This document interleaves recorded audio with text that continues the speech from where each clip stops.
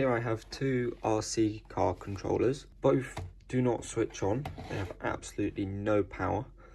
And also the antennas are broken, but that's not such a big problem. What we're going to be doing today is taking one apart, seeing and trying to see if I can figure out what's wrong with it. And hopefully I can at least get one working. So I've already taken apart one of the controllers, as you can see here. And I think I know why it might not be working, because of the batteries. It connects to the controller with this connector, and it's quite cheap and flimsy. So what I've done is I've gotten the multimeter set up on voltage mode, and I've just been probing around, and before I've even gotten to really exploring any of this, I've noticed that both battery packs don't actually output any power. I think that is the reason this doesn't work. As you can see here, I'm currently on the pins for these fully charged batteries, and it's getting nothing. It's just all over the place, because that just seems to be what happens with this multimeter when nothing's on it. If you look carefully, you can see that these batteries go to the end on each side, but if you look at this one, it's not actually touching.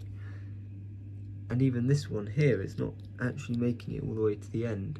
And originally, I thought it was this switch. The switch, like I said before, the cover of the switch just falls off, and so you can't actually turn it on or off when it's like buried in the back here.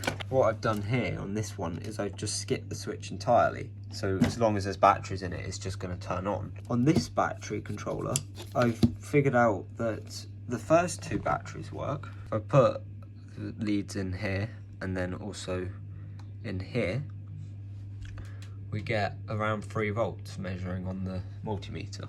But then if you put a third battery in, right, third battery, you can see 4 volts. But if you go onto the spring, measure from here, it doesn't measure anything. It's just again where my multimeter freaks out when nothing's connected to it.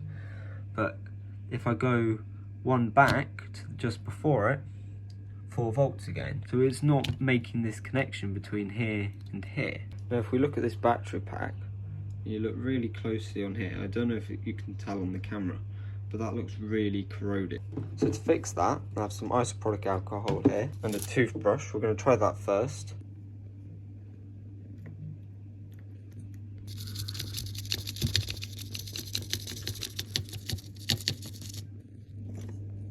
So now I've cleaned it.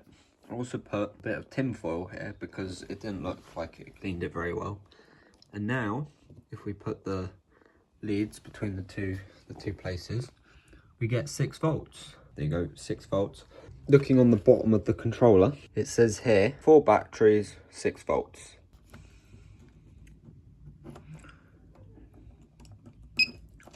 Oh my god, no way.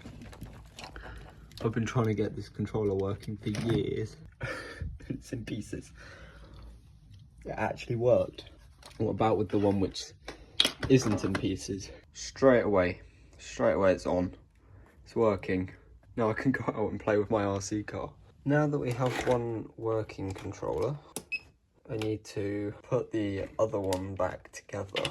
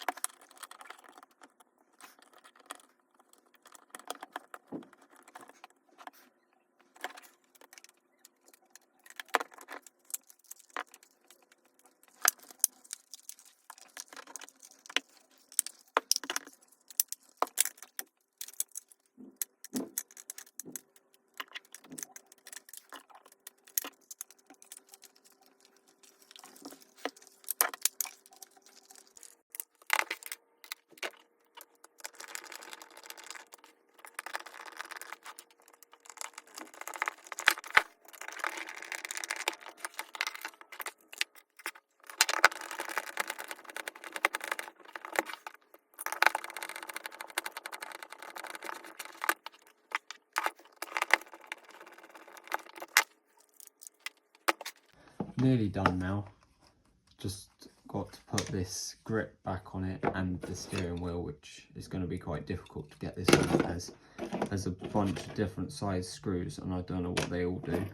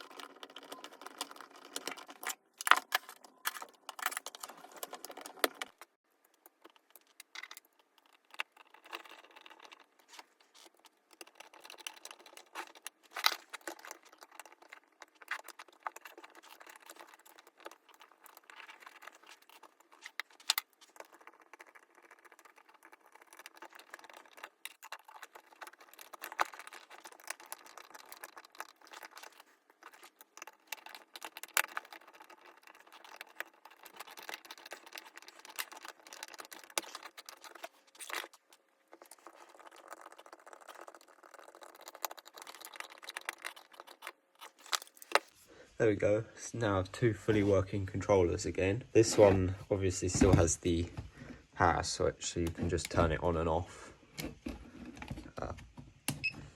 Yeah, but this one's the one I took apart. For the most part, you can't really tell I've taken it apart. The issue is there's no switch because, well, I took it out. But it's fine, you just have to disconnect the batteries each time you want to use it.